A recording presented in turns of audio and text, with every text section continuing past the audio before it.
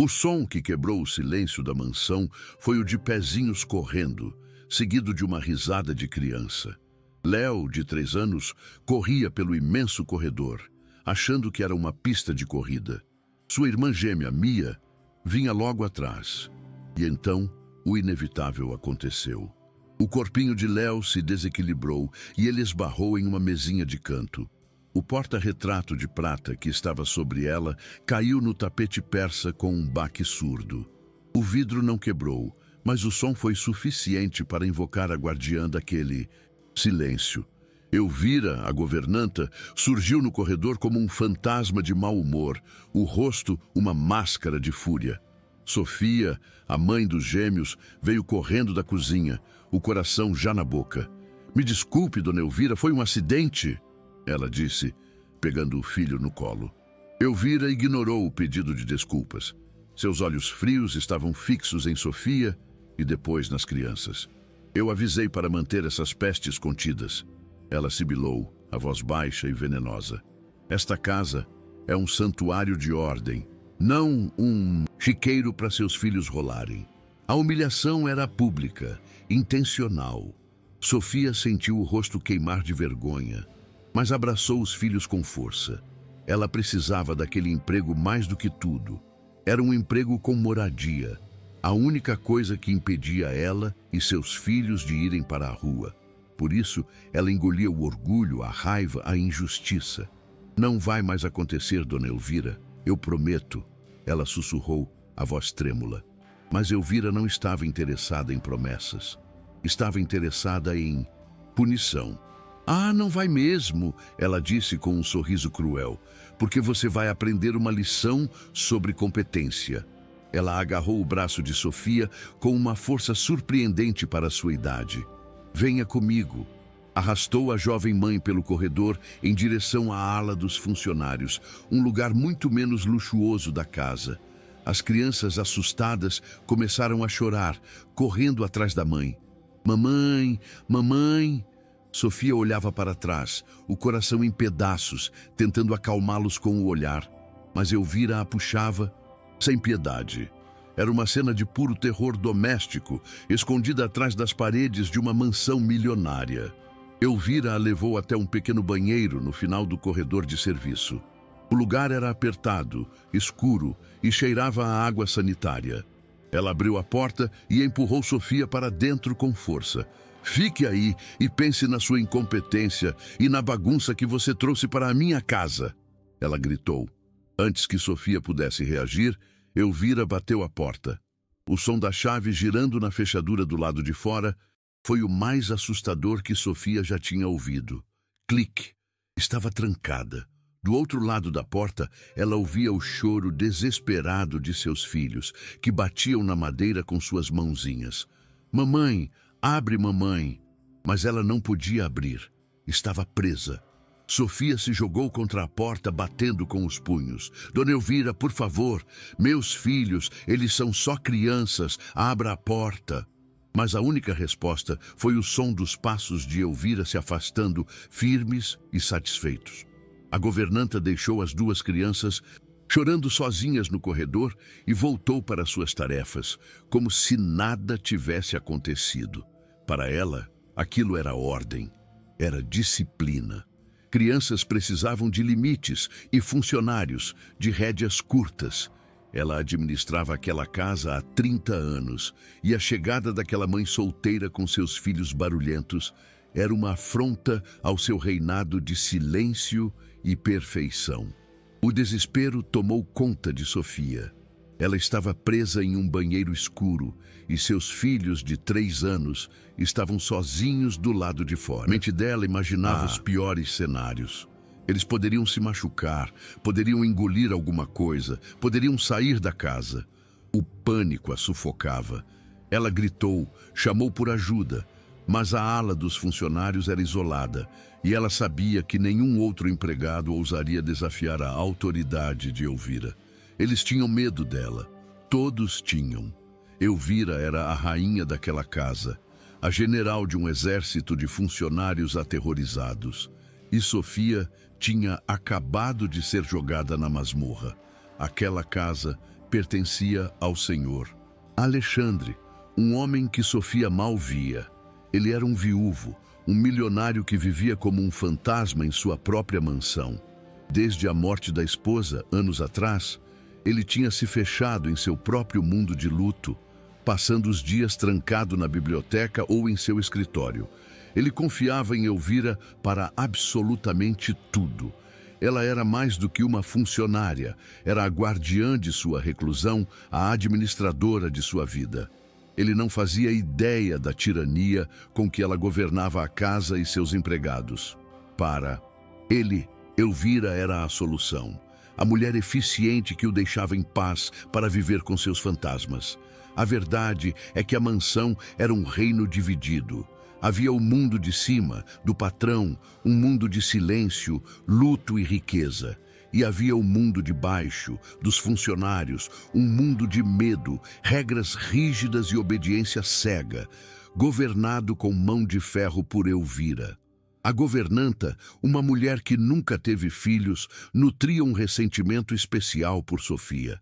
Ela via a maternidade de Sofia, o amor que ela recebia dos gêmeos e sentia uma inveja venenosa. As crianças, com sua energia, sua alegria, sua bagunça, eram um lembrete constante de tudo o que Elvira não tinha. E por isso, ela as odiava. Dentro do banheiro, os minutos se arrastavam como horas. Sofia tentava falar com os filhos através da porta. A mamãe está aqui, meus amores. Fiquem quietinhos, por favor. A mamãe já vai sair. Mas sua voz saía abafada pelo choro. Ela ouvia os passinhos deles, o choro que às vezes diminuía para um soluço e depois voltava com força. Estava vivendo a maior tortura que uma mãe pode imaginar. Ouvir o sofrimento de seus filhos sem poder fazer nada para consolá-los.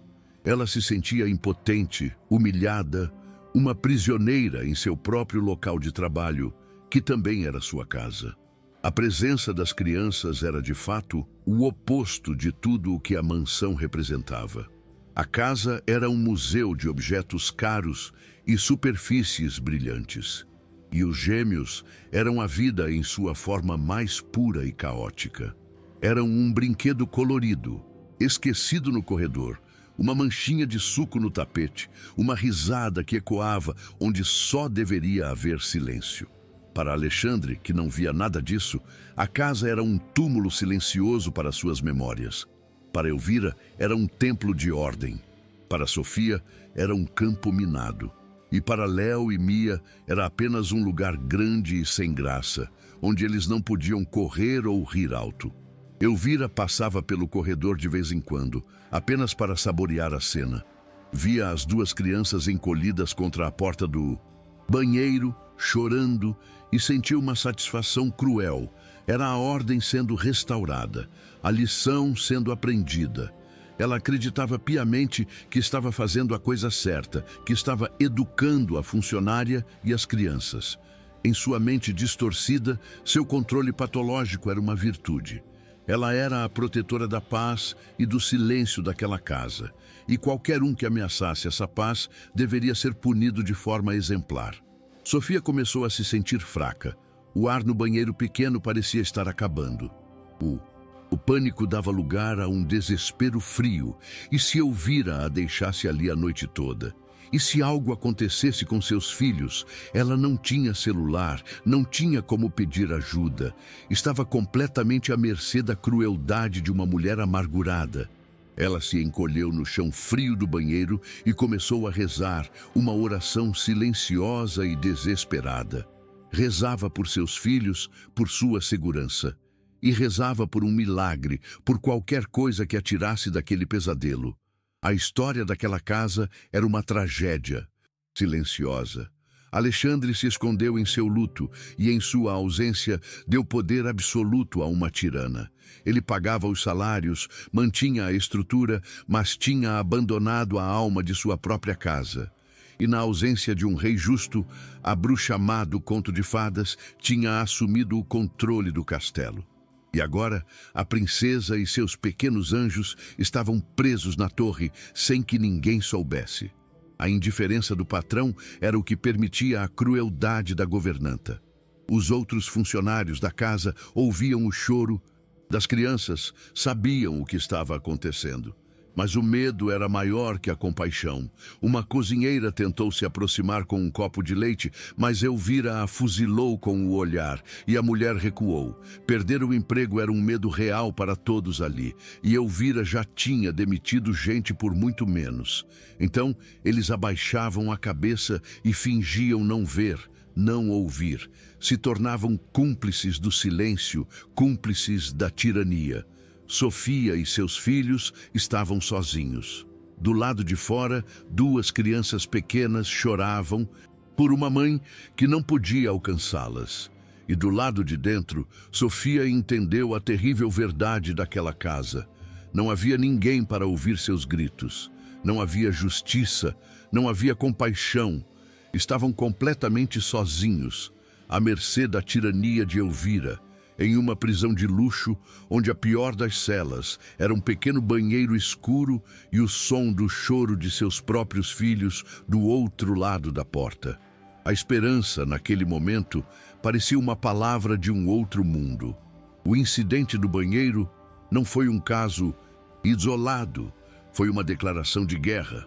A partir daquele dia, Elvira iniciou uma campanha silenciosa e cruel para tornar a vida de Sofia um inferno. A governanta, que conhecia cada centímetro daquela mansão, usava seu poder para criar armadilhas. Dava a Sofia uma lista de tarefas impossíveis de serem cumpridas no tempo estipulado, como polir toda a prataria da sala de jantar em 1 hora. E então, quando o tempo acabava, ela inspecionava o trabalho na frente dos outros funcionários. "Vejam", dizia, ela pegando um garfo e mostrando uma manchinha invisível. Incompetência. É isso que acontece quando contratamos gente sem referência. Os outros empregados apenas olhavam para seus pratos. O silêncio deles era uma mistura de medo e cumplicidade. O assédio era constante, uma tortura psicológica diária.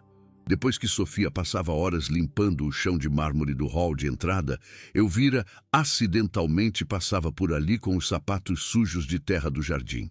"Oh, que desastrada eu sou!" ela dizia com um cinismo que não enganava ninguém. E Sofia, com um nó na garganta, tinha que limpar tudo de novo. Elvira inspecionava os quartos com uma luva branca, procurando por um grão de poeira para poder humilhá-la mais um pouco. O objetivo de Elvira era claro: quebrar o espírito de Sofia, provar para si mesma e para os outros que aquela jovem mãe era inútil, que ela não pertencia àquele mundo de perfeição. Enquanto essa guerra fria se desenrolava nos corredores, o rei do castelo vivia em um exílio autoimposto. Alexandre mal saía de sua biblioteca, um cômodo imenso e empoeirado, cheio de livros que ele não lia e de fotos de sua falecida esposa. A dor da perda o tinha transformado em um recluso, um homem que tinha desistido de viver e apenas existia. Ele delegava tudo a Elvira. Era ela quem lhe trazia as refeições em uma bandeja, quem filtrava as informações do mundo exterior. "Está tudo em perfeita ordem, patrão. Não se preocupe com nada", era a frase que ela sempre dizia. E ele acreditava, ou fingia acreditar, pois era mais fácil. A confiança cega que ele depositava nela era o escudo que o protegia de ter que lidar com a vida. Alexandre não fazia ideia de que sua casa, seu refúgio de luto, tinha se tornado um campo de concentração para uma de suas funcionárias. Ele não ouvia as humilhações, não via as lágrimas silenciosas de Sofia. O silêncio que ele tanto prezava era, na verdade, o silêncio do medo. Ele amava sua casa por ser o último lugar onde esteve com sua esposa. Mas sua ausência como mestre daquele lugar permitiu que a tirania de Elvira crescesse como uma erva daninha, envenenando as fundações de seu próprio lar. Ele pagava um exército de funcionários, mas não sabia o nome da metade deles.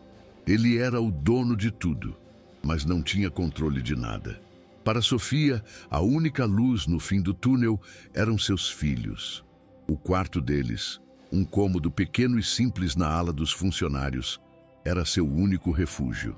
Ali, A porta se fechava para o mundo de Elvira, e ela podia ser apenas mãe. Aqueles eram os únicos momentos em que ela sorria. Ela se sentava no chão com Léo e Mia, e eles brincavam com os poucos brinquedos gastos que tinham. Ela lia histórias para eles em sussurros, para que a risada deles não chegasse aos ouvidos da governanta. Ela os abraçava com uma força desesperada, como se pudesse protegê-los de toda a maldade do mundo com o calor de seu corpo. Eram nesses momentos roubados que ela encontrava forças para aguentar mais um dia. Os gêmeos, com a resiliência das crianças, sentiam a tensão, mas não a entendiam. Sabiam que precisavam ser quietos, que não podiam correr pelos corredores. O mundo deles era aquele quartinho e os pequenos passeios que a mãe lhes permitia no jardim dos fundos, longe da vista da casa principal. Eles eram crianças cheias de energia, presas em um mundo que exigia silêncio e imobilidade.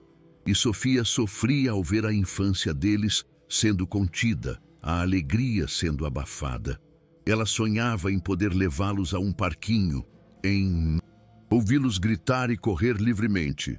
Mas, por enquanto, a realidade era aquela: 4 paredes e o medo constante da mulher de chaves e olhar frio. O ódio de Elvira pelas crianças parecia crescer a cada dia. A simples visão deles era um insulto para ela. Um dia, Mia deixou um ursinho de pelúcia no corredor por 5 minutos. Elvira pegou o brinquedo com a ponta dos dedos como se fosse algo nojento e o jogou no lixo na frente de Sofia. Lixo no lugar do lixo, ela disse, com a voz gélida. Sofia, com o coração em pedaços, resgatou o ursinho do lixo mais tarde e o lavou enquanto chorava em silêncio. A crueldade de Elvira não tinha limites.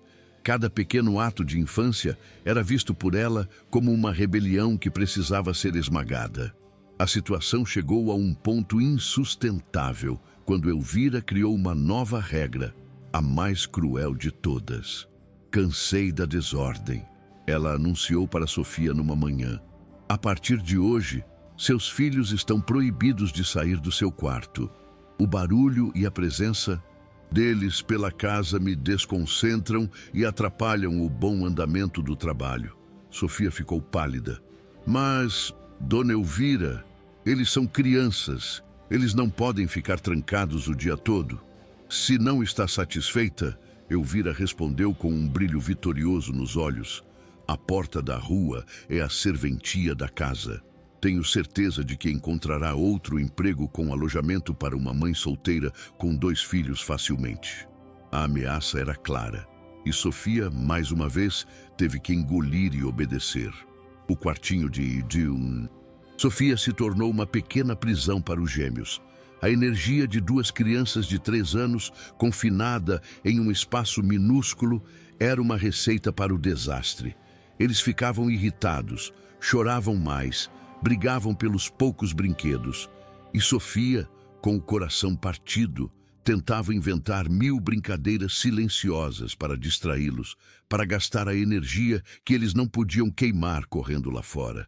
Ela se sentia uma péssima mãe, uma carcereira para seus próprios filhos, e a culpa a consumia, dia e noite. Mas o que ela podia fazer? Era aquilo ou o olho da rua? E o medo da rua era maior que a dor daquela prisão. A tirania de Elvira se espalhava como uma doença. Os outros funcionários que antes sentiam pena de Sofia, agora a evitavam. Tinham medo de serem vistos falando com ela, de serem considerados cúmplices de alguma forma. Se Elvira era capaz de tamanha crueldade com a jovem mãe, o que não faria com eles? A solidão de Sofia na mansão se tornou absoluta. Ela era uma pária, a mãe da praga que a governanta tanto odiava. E ela aguentava tudo em silêncio, a cabeça erguida, encontrando força no sorriso de seus filhos, mesmo que esses sorrisos estivessem se tornando cada vez mais raros. O rei Alexandre continuava alheio a tudo. Em uma de suas raras aparições fora da biblioteca, ele cruzou com Sofia no corredor. Ela limpava um vaso e ele passou por ela sem nem mesmo notar sua existência.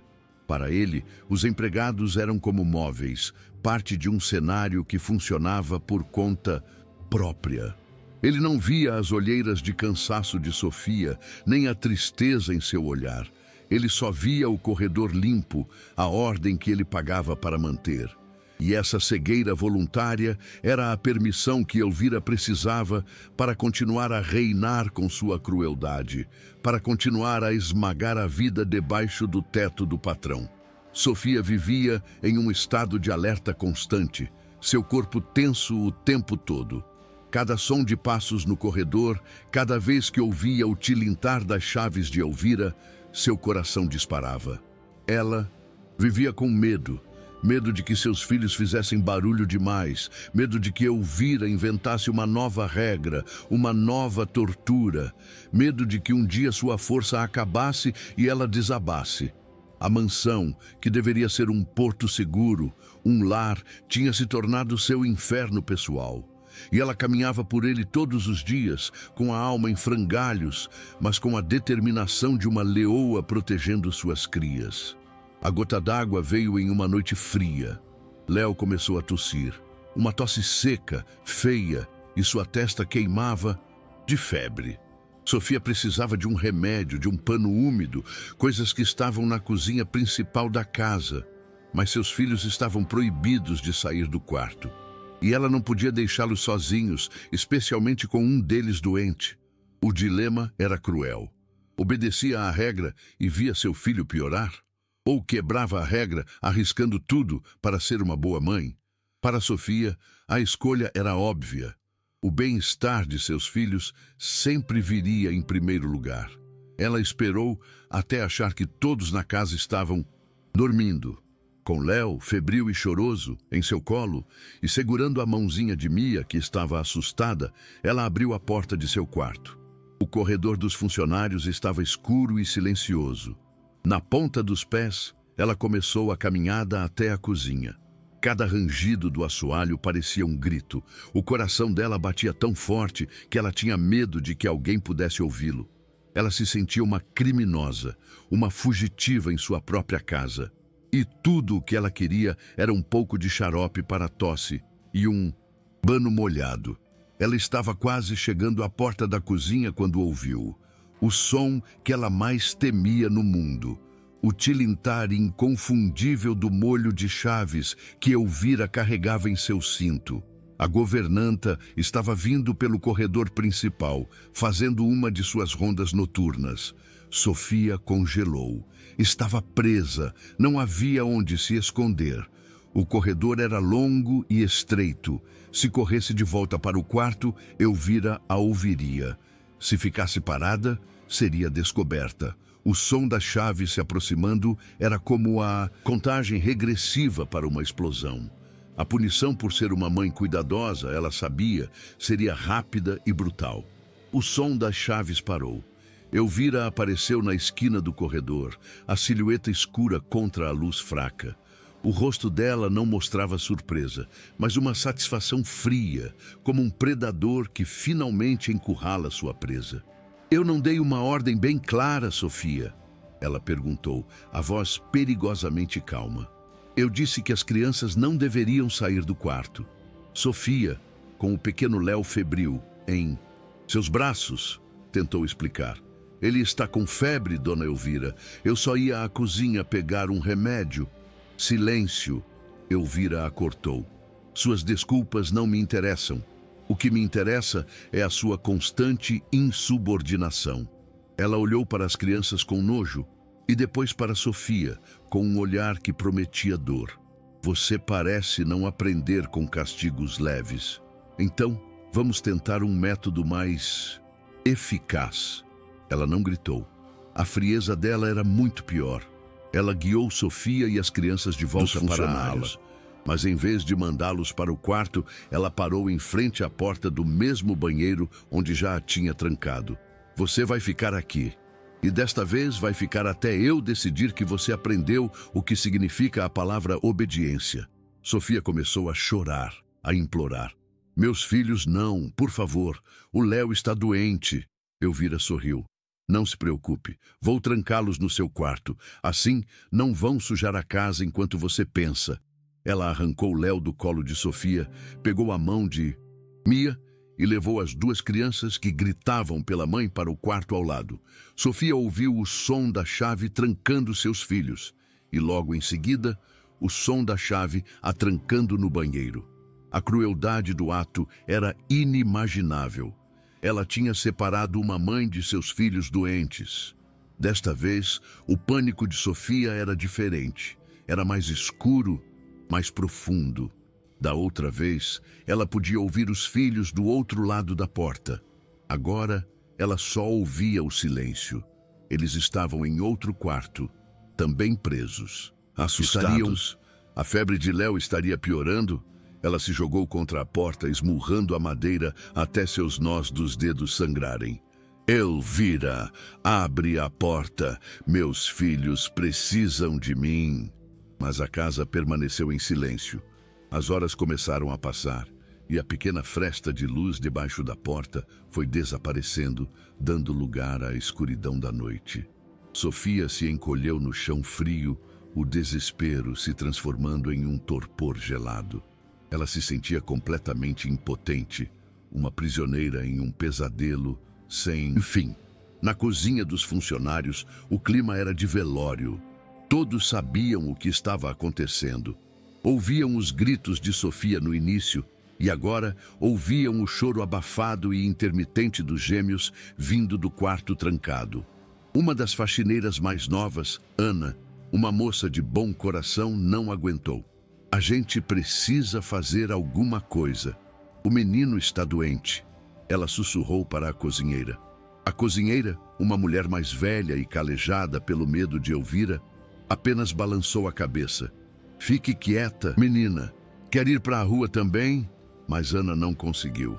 A imagem das crianças sozinhas e assustadas era mais forte que seu medo. Com o coração na boca, Ana encheu um copo com água e pegou umas bolachas. Ela caminhou na ponta dos pés pelo corredor até o quarto de Sofia. O choro dos pequenos era de partir o coração. Ela tentou girar a maçaneta, mas, como esperava, estava trancada. Léo, Mia, ela chamou baixinho. É a tia Ana. Querem um biscoito? Ela ouviu os pezinhos deles se arrastando até a porta. Mamãe, a vozinha de Mia soou do outro lado. Naquele momento, Ana decidiu que enfrentaria a fúria de Elvira. Ela iria procurar uma chave mestra, iria arrombar a porta se fosse preciso. Mas quando se virou, deu de cara com a governanta, parada no final do corredor, como uma estátua de gelo, observando-a. O que você pensa que está fazendo, Ana? A voz de Elvira era um sussurro mortal. Eu só ia dar água para as crianças, dona Elvira. Elas estão chorando há muito tempo. Elvira se aproximou lentamente, o som de suas chaves, o único barulho no corredor. Ela parou a centímetros do rosto de Ana. Escute bem, porque eu só vou dizer uma vez, ela sibilou. Se você se meter onde não é chamada, se tentar ajudar essa irresponsável ou as crias dela, você será a próxima a ir para a rua. Mas não antes de eu ligar para todos os meus contatos e garantir que você nunca mais consiga limpar nenhum chiqueiro nesta cidade. Fui clara? O veneno nas palavras dela era paralisante.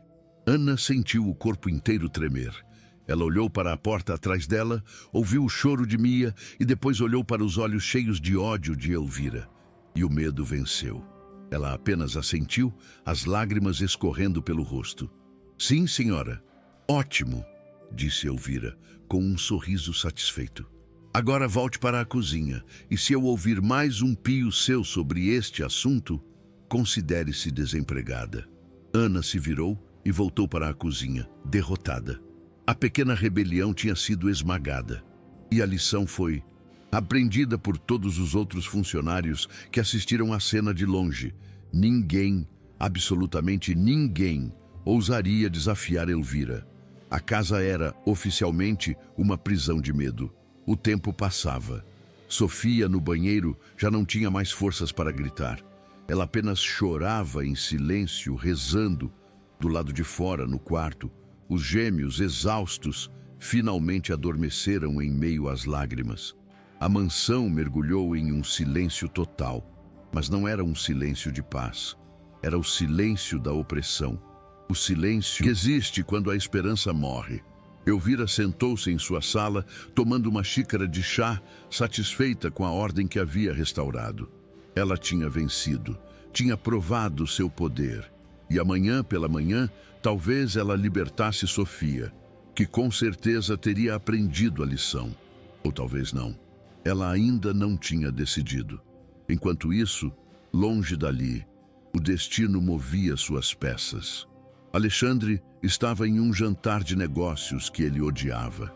Ele deveria passar a noite na cidade, em seu apartamento, para uma reunião importante na manhã seguinte. Mas no meio do jantar, ele recebeu uma mensagem. O empresário com quem ele ia se encontrar tinha tido uma emergência familiar. A reunião foi cancelada. De repente, a noite e o dia seguinte de Alexandre estavam livres. Ele poderia ficar no apartamento, aproveitar a cidade. Mas uma sensação estranha, uma inquietação, tomou conta dele. Ele não queria ficar ali. Ele queria ir para casa. Ele se desculpou com os outros na mesa, alegando um mal-estar. Entrou em seu e disse ao motorista para levá-lo para a mansão. Durante a viagem de 1 hora, ele não conseguiu relaxar. A imagem de sua casa, grande e vazia, lhe veio à mente. Pensou em Elvira, sua funcionária fiel e eficiente, que cuidava de tudo para que ele não precisasse se preocupar. E por um breve instante pensou na nova faxineira, aquela com as crianças. Ele mal sabia o nome dela. Sentiu uma pontada de algo que poderia ser culpa, mas a afastou. A vida dele era assim, distante. Era o preço que pagava por sua paz. Ele chegou à mansão perto da meia-noite. Dispensou o motorista e entrou pela porta da frente, que Elvira sempre deixava destrancada para ele. A casa estava, como sempre, silenciosa e escura. Ele gostava daquele silêncio. Era o que ele buscava. Mas naquela noite, o silêncio parecia diferente, mais pesado, mais denso. Havia algo de errado no ar. Ele não sabia o que era, mas seu instinto, o mesmo instinto que o tornou um milionário, lhe dizia que a paz daquela casa era uma ilusão. Ele acendeu um abajur na sala de estar, o círculo de luz amarela, apenas acentuando a escuridão ao redor. Ele subiu as escadas em direção ao seu quarto, mas parou no meio do caminho. Ouviu um som baixo, abafado, quase imperceptível. Um soluço. Vinha da ala dos funcionários. Ele franziu a testa. Era estranho. Geralmente, àquela hora, todos já estavam dormindo. A curiosidade, um sentimento que ele não sentia há muito tempo, o fez mudar de direção. Ele caminhou lentamente pelo corredor principal, em direção à parte da casa que ele raramente visitava. O som ficou um pouco mais claro. Era o choro de uma criança. Um choro cansado, triste, de quem já chorou por muito tempo. Ele chegou ao corredor de serviço. A luz estava apagada, mas a lua que entrava por uma janela no final iluminava o caminho. E então ele viu 2 pequenas figuras amontoadas no chão, em frente à porta de um banheiro. Ele se aproximou e seu coração parou por um segundo. Eram os filhos da faxineira. Estavam acordados, sozinhos no corredor escuro, abraçados um ao outro, tremendo de frio e de medo. A menina, Mia, soluçava dormindo. O menino, Léo, estava acordado e olhava para a porta do banheiro com os olhos arregalados de pavor. "O que vocês estão fazendo aqui?" A voz de Alexandre soou mais alta do que ele pretendia no silêncio do corredor. Léo deu um pulo, assustado. Ele olhou para o homem alto e estranho, e as lágrimas voltaram a escorrer por seu rosto. Ele não disse nada. Apenas levantou o bracinho e apontou para a porta fechada do banheiro. "Mamãe!" ele sussurrou, a voz fininha e cheia de uma tristeza que quebrou o coração de Alexandre. Ele olhou para a porta. Por que a mãe estaria no banheiro, deixando seus filhos do lado de fora, no escuro, chorando? Não fazia sentido. Alexandre se aproximou da porta do banheiro. Senhora, ele chamou, batendo de leve. Está tudo bem? Ele esperou uma resposta, mas não ouviu nada. Tentou girar a maçaneta. Trancada. Senhora, sou eu, o senhor Alexandre. A porta está trancada. Ele colocou o ouvido na madeira fria. E então ele ouviu um som fraco, muito fraco. A voz de uma mulher, abafada pelo choro. Socorro, meus filhos, por favor. A voz vinha de dentro e a porta estava trancada por fora. A verdade da situação, a monstruosidade do que aquilo significava, o atingiu em cheio. Não era um acidente, era um ato de crueldade. Ele passou pelos portões, ansioso pelo silêncio de seu refúgio, sem saber que o silêncio daquela noite não era de paz, mas de medo, e que ele estava prestes a se tornar a única e improvável chave para libertar os prisioneiros de sua própria casa. Ele, que fugia de qualquer problema, tinha acabado de dar de cara com o maior de todos, bem no corredor de serviço de sua mansão. O rei ausente tinha finalmente voltado ao seu castelo, e o que ele encontrou em seus domínios iria forçá-lo a finalmente agir como um rei. Por um momento, Alexandre ficou paralisado, tentando entender a cena. Duas crianças pequenas, chorando sozinhas no escuro, apontando para uma porta trancada de onde vinha a voz fraca de sua mãe. A lógica da situação era tão monstruosa que seu cérebro se recusava a aceitá-la. Ele, que vivia trancado em seu próprio mundo, não imaginava que existiam prisões reais dentro de sua casa. O choro assustado de Léo e Mia e o pedido de socorro de Sofia foram o choque elétrico que o trouxeram de volta à realidade. A neblina de seu luto começou a se dissipar e, no lugar dela, uma fúria fria, uma fúria que ele não sentia há anos, começou a tomar conta. Ele se ajoelhou e falou com as crianças com uma suavidade que surpreendeu a si mesmo. Não chorem, pequenos. O papai de vocês... Não, eu vou tirar a mamãe daí. Ele se corrigiu, confuso. Havia tanto tempo que ele não interagia com uma criança que nem sabia mais como se dirigir a elas. Ele se virou para a porta e falou, a voz mais alta. Sofia, sou eu, Alexandre. Fique calma. Eu vou tirar você daí agora mesmo. Se levantou, o corpo agora movido por um propósito. Ele não era mais o viúvo recluso. Era o dono daquela casa, e algo terrível estava acontecendo em seus domínios, e ele iria pôr um fim naquilo. Seu primeiro pensamento foi encontrar Elvira. Ela teria a chave, ela teria que ter uma explicação. Ele caminhou a passos largos pelos corredores, a raiva crescendo a cada segundo. Encontrou a governanta em sua sala de estar particular, lendo um livro sob a luz de um abajur, a imagem da calma e da ordem. Elvira, a porta do banheiro de serviço está trancada. A Sofia e as crianças estão lá. Me dê a chave. A voz dele era controlada, mas cheia de uma autoridade que ela não ouvia há muito tempo. Elvira o olhou, sem nem piscar. Ah, o senhor voltou mais cedo? A porta emperrou, patrão. Já chamei um chaveiro, mas ele só pode vir pela manhã. A mentira foi dita com uma naturalidade assustadora. Não minta para mim, Elvira. Alexandre disse, a voz baixando, tornando-se mais perigosa. Eu ouvi a voz dela. Ela pediu socorro e eu encontrei os filhos dela chorando no corredor. O que está acontecendo? Elvira fechou o livro. A máscara de serva dedicada caiu, revelando a tirana por baixo. O que está acontecendo, patrão? Chama-se disciplina. A funcionária foi insolente, quebrou as regras. Ela precisava de uma lição. É assim que eu mantenho a ordem nesta casa, a ordem que o senhor tanto preza. A confissão, dita com tanto orgulho, com tanta certeza de que estava certa, foi o que finalmente quebrou o autocontrole de Alexandre. Ele não a respondeu, apenas se virou e marchou de volta para o corredor dos funcionários.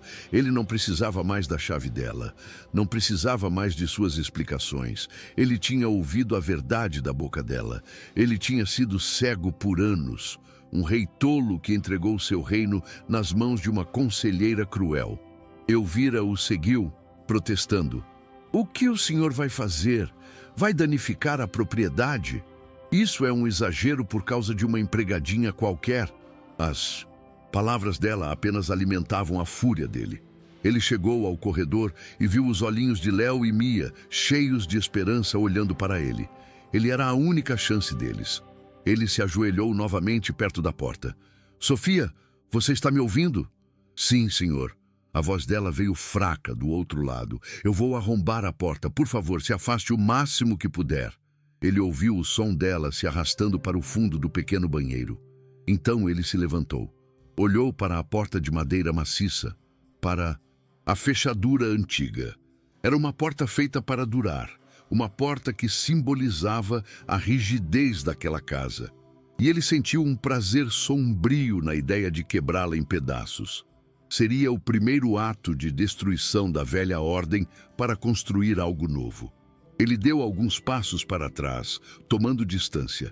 Elvira gritava atrás dele. O senhor está louco! Vai acordar a casa inteira! Qual o problema com o senhor? Mas ele não a ouvia mais. Ele só ouvia o choro das crianças e a respiração assustada de Sofia do outro lado da porta. Ele respirou fundo e se jogou para a frente, o ombro batendo contra a madeira com toda a força de um homem de 1,80 m. A porta tremeu, o impacto ecoando pelo corredor, mas não cedeu.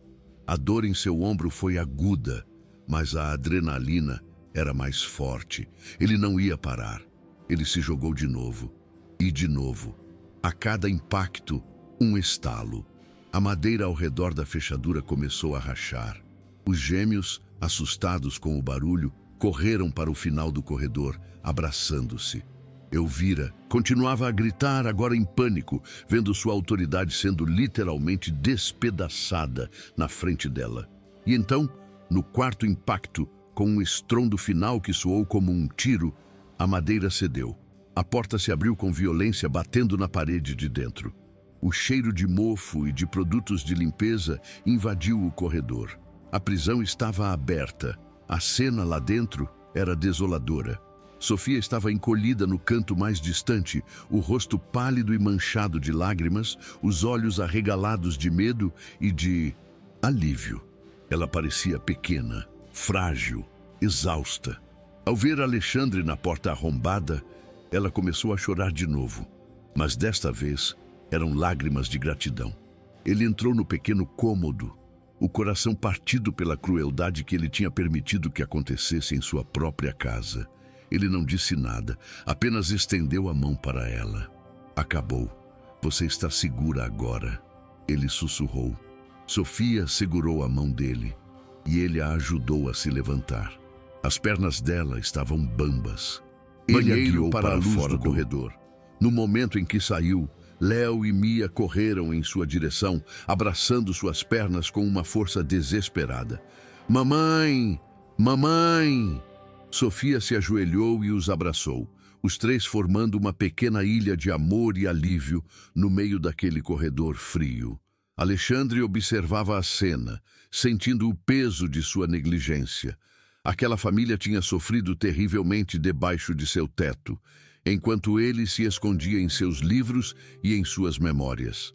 A injustiça da situação o consumia. Ele tinha contratado Sofia, prometido um lar seguro para ela e seus filhos, e em vez disso, eles encontraram uma prisão. Ele tinha confiado em Elvira, a mulher que viu seu pai envelhecer e sua esposa morrer, a mulher que era quase da família. E ela tinha usado essa confiança para torturar uma jovem mãe e duas crianças pequenas. A traição era profunda, e a raiva que ele sentia era uma raiva justa, uma raiva que exigia uma retribuição. Ele sabia o que precisava fazer. A hora do julgamento tinha chegado. Ele olhou para a porta quebrada, um símbolo de sua própria ação, de sua volta ao mundo dos vivos. Arrombar aquela porta não foi apenas um ato físico, foi um ato simbólico. Ele estava arrombando a porta de sua própria apatia, de seu luto paralisante. Estava quebrando as regras de silêncio e de medo que tinham governado sua casa por tanto tempo. Ele não era mais o rei ausente. Ele estava de volta ao seu trono, e a primeira ordem de seu novo reinado seria a de restaurar a justiça e a compaixão em seus domínios. Enquanto Sofia acalmava os filhos, Alexandre se virou e encarou Elvira, que estava parada no final do corredor, o rosto uma máscara de fúria e incredulidade. O olhar dela não era de arrependimento, mas de ódio. Ódio por ele ter interferido, por ter quebrado a ordem dela, por ter desmascarado sua tirania. Naquele momento, ele viu a verdadeira natureza da mulher em quem confiou por 30 anos. Não havia lealdade ali. Havia apenas um desejo doentio por controle, uma amargura que se alimentava do medo dos outros. O confronto entre eles era inevitável.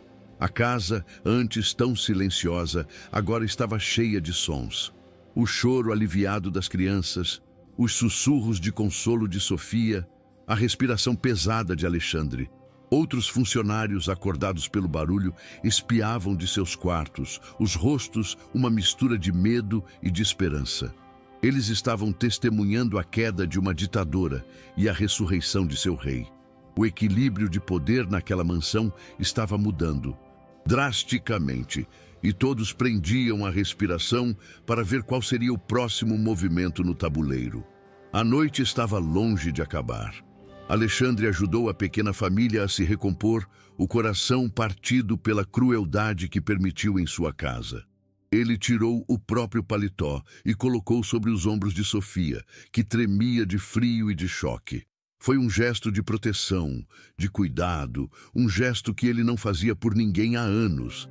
E então, com uma calma assustadora, uma calma que precedia a tempestade, ele se virou para encarar a governanta. A batalha pelo corpo de Sofia, preso no banheiro, tinha acabado. A guerra pelo controle da alma daquela mansão estava prestes a começar. Alexandre caminhou lentamente pelo corredor, aproximando-se de Elvira. Sua calma era mais assustadora do que qualquer grito. Os outros funcionários observavam de longe, prendendo a respiração. A governanta tentou retomar sua pose de autoridade. Senhor, eu sei que o senhor está abalado, mas essa mulher desobedeceu a uma ordem direta. Ela começou, mas ele a silenciou com um simples levantar de mão. Eu confiei a segurança e o bem-estar de cada pessoa nesta casa a você, Elvira. Ele disse, a voz baixa e cortante. E você usou essa confiança para torturar uma mãe e seus 2 filhos pequenos. Você transformou meu lar em uma prisão. Elvira ficou pálida. Eu só estava mantendo a ordem. Ela protestou. Sua ordem, respondeu Alexandre, é crueldade. E para a crueldade não há mais lugar nesta casa. O julgamento rápido foi e final. Elvira, pegue suas coisas. Suas contas serão acertadas amanhã. Você tem exatamente 10 minutos para sair da minha propriedade. O queixo de Elvira caiu. 30 anos. 30 anos de serviço, de controle, de poder, e tudo acabando em 10 minutos. Você não pode fazer isso, ela sibilou, o choque dando lugar à fúria. Eu sei de tudo sobre esta família, sobre sua esposa. Era uma ameaça velada, a primeira carta de seu baralho de segredos. Mas Alexandre não se abalou. 10 minutos, ele repetiu e se virou, encerrando a conversa e 30 anos de história.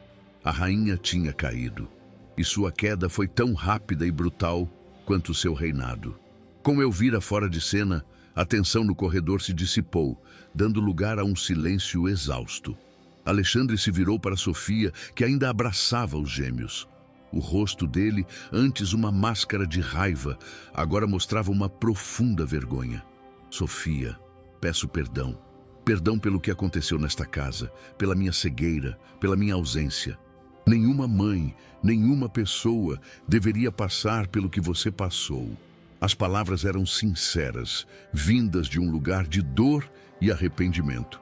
Sofia, pela primeira vez, viu o homem por trás do milionário recluso. Viu um homem tão perdido em seu luto quanto ela em seu medo. Ela apenas assentiu, as lágrimas de gratidão substituindo as de pavor. Venham comigo, ele disse, a voz suave. Ele não os guiou de volta para o pequeno quarto nos fundos. Em vez disso, ele os levou para a ala principal da mansão, para um corredor longo e empoeirado que Sofia nunca tinha sido autorizada a limpar. No final do corredor havia uma grande porta dupla de madeira. Ele tirou uma chave do bolso, uma chave que parecia não ser usada há muito tempo. Com um rangido, ele abriu as portas, revelando um conjunto de cômodos cobertos por lençóis brancos, como fantasmas guardando um segredo. Esta era a ala da minha esposa, ele disse, a voz embargada. Está fechada desde que ela partiu. Ele entrou e, com um movimento decidido, puxou o lençol que cobria um grande sofá. A poeira dançou no ar. Depois, puxou o lençol de um berço antigo e de uma estante cheia de livros infantis. O quarto, antes um mausoléu, começou a respirar de novo. Minha esposa. Ela sempre quis ter filhos. Sempre disse que o maior crime de uma casa tão grande era o silêncio. Ela adoraria ouvir o som de crianças correndo por estes corredores de novo. Ele se virou para Sofia, os olhos marejados, e fez a oferta que mudaria tudo. Uma oferta que era muito mais do que um pedido de desculpas. Era uma redenção. Sofia, eu não posso apagar o que aconteceu, mas posso tentar construir algo novo, ele disse. Este não é mais o quarto dos funcionários. Este é o seu lar. Quero que você e seus filhos fiquem, não como minha empregada, mas como meus convidados, como parte desta casa, como família. A palavra família ficou suspensa no ar, cheia de um significado que nenhum dos dois entendia completamente ainda, mas que parecia a única palavra certa. Sofia olhou para os rostos curiosos de seus filhos, que já exploravam o novo espaço, e depois para aquele homem de coração partido que lhe oferecia um porto seguro. E ela, pela primeira vez em muito tempo, se permitiu ter esperança. Os meses seguintes foram uma transformação lenta e bonita. A mansão, antes um museu silencioso, começou a ganhar vida. As risadas de Léo e Mia ecoavam pelos corredores, um som que no início parecia estranho, mas que aos poucos se tornou a nova trilha sonora da casa. Brinquedos coloridos apareceram na sala de estar. O jardim, antes um cenário impecável e intocado, agora tinha um balanço e uma pequena caixa de areia. A ordem estéril de Elvira tinha sido substituída pela feliz e vibrante desordem da infância. A casa estava se curando, junto com as pessoas que viviam nela. Alexandre também começou a sair de sua concha. A presença de Sofia e das crianças o forçou gentilmente a sair da biblioteca e a voltar para o mundo. Ele começou a jantar na mesa da sala de jantar, em vez de em uma bandeja em seu escritório. No início, as conversas eram desajeitadas, mas as crianças, com sua curiosidade infinita, eram a ponte. Tio Alexandre, por que o céu é azul? Tio Alexandre, você sabe contar uma história de dinossauro? E ele, o homem que só falava de negócios, se viu reaprendendo a falar a língua da inocência. E, para sua surpresa, ele gostou. Uma amizade profunda e silenciosa cresceu entre ele e Sofia. Eles eram duas almas feridas que encontraram consolo um no outro. Compartilhavam histórias de suas perdas, de suas lutas. Ele a admirava por sua força, por sua capacidade de amar tão ferozmente, apesar de todas as dificuldades. E ela via nele não o milionário, mas o homem solitário por trás da muralha de dinheiro. Eles se tornaram confidentes, parceiros na missão de criar um ambiente feliz para aquelas duas crianças. A mansão não era mais apenas a casa dele, era o lar deles. Numa tarde ensolarada, os quatro estavam no jardim. Os gêmeos corriam na grama, suas risadas se misturando ao canto dos pássaros. Sofia e Alexandre os observavam de um banco, um silêncio confortável entre eles. Eu não ouvia essa casa tão feliz há muito tempo, ele disse, mas para si mesmo. Não é a casa que está feliz, Alexandre, ela respondeu com um sorriso. São as pessoas dentro dela. Ele a olhou e, naquele momento, sentiu uma paz que não sentia desde que sua esposa morreu. Ele tinha tentado preencher o vazio de sua casa com silêncio. E só agora percebia que o único remédio para o vazio era preenchê-lo com vida. Mas enquanto a paz florescia nos jardins da mansão, a vingança deitava raízes em um lugar escuro. Em um café barato no centro da cidade, Elvira, o rosto envelhecido pela amargura, encontrou-se com um jornalista investigativo conhecido por sua falta de escrúpulos. Ela não parecia uma governanta demitida, parecia uma espiã, com um arquivo grosso debaixo do braço. Ela passou 30 anos naquela casa. Ouviu conversas secretas, viu documentos que não deveria ter visto, guardou os segredos mais sombrios da família. E agora ela estava pronta para usar todo o seu arsenal. Eu trabalhei para a família de Alexandre por mais de 30 anos, ela disse ao jornalista, a voz baixa e cheia de veneno. Eu era mais do que uma funcionária. Eu era a guardiã daquela casa e de seus segredos. Ela abriu a pasta sobre a mesa, revelando cópias de documentos, fotos antigas, anotações. A história que o público conhece sobre a morte da esposa dele, sobre os negócios dele, é tudo uma mentira bem contada, e eu tenho como provar. O jornalista olhou para os papéis, os olhos brilhando com a promessa de um escândalo que poderia vender jornais por meses. A história que eu tenho para você, Elvira continuou, o rosto se contraindo em um sorriso cruel. Não é sobre a faxineira sortuda que foi acolhida pelo patrão bonzinho. É sobre a verdade suja por trás da fortuna de Alexandre. É sobre as pessoas que ele destruiu para chegar onde chegou. A história que eu tenho vai destruir o império dele para sempre. Não era apenas uma vingança contra o homem que a demitiu. Era uma forma de queimar o reino que ela não podia mais governar. Se ela não podia ter o controle daquela casa, então ninguém teria. Ela ia expor cada fantasma, cada esqueleto no armário e assistir com prazer enquanto tudo desmoronava. A cena final volta para o jardim da mansão. Alexandre está empurrando Mia no balanço. Léo corre para os braços de Sofia, que o enche de beijos. A imagem é de uma família renascida, de uma felicidade pura e merecida. Eles se sentem seguros finalmente, mas a ameaça está no ar, invisível e letal. A mulher que eles expulsaram não era apenas uma governanta, era a historiadora secreta de todos os seus pecados, e ela estava prestes a publicar o livro. A batalha contra a tirania interna tinha sido vencida, mas a guerra contra os fantasmas do passado estava prestes a começar. Uma casa que tinha sido curada pelo som de risadas de crianças agora estava ameaçada pelo eco de velhas mentiras. O amor e a compaixão tinham reconstruído uma família, mas seriam fortes o suficiente para sobreviver à verdade?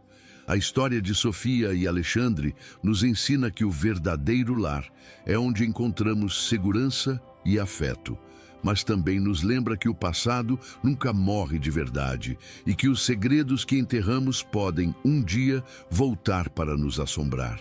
A paz deles era real, mas talvez apenas temporária. E você, acredita que é possível escapar dos segredos do passado? Uma nova família, construída sobre a bondade, pode resistir a um ataque vindo de quem conhece todas as suas fraquezas? A jornada deles para a felicidade estava apenas começando, e o caminho à frente estava cheio de minas terrestres plantadas por uma inimiga que conhecia o mapa de cor.